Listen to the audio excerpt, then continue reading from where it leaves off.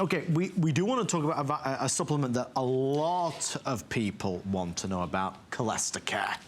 And CholestaCare, there are, fortunately or unfortunately, cholesterol is heavily emphasized in terms of its role in cardiovascular disease. Right.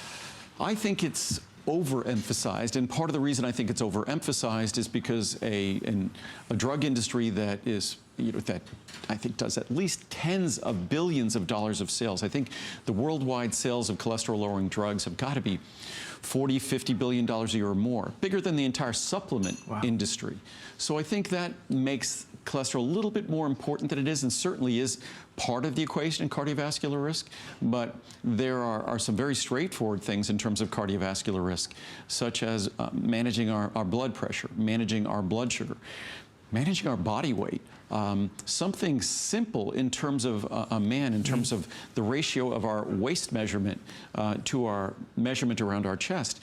That's, I think, a more predictive index of cardiovascular risk even than looking at cholesterol.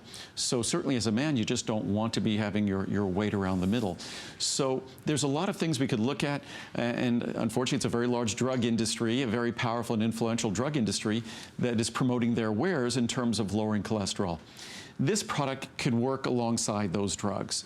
It's effective on its own as well. And it gives rise to a significant reduction in total and LDL cholesterol level, and it helps reduce cardiovascular heart disease.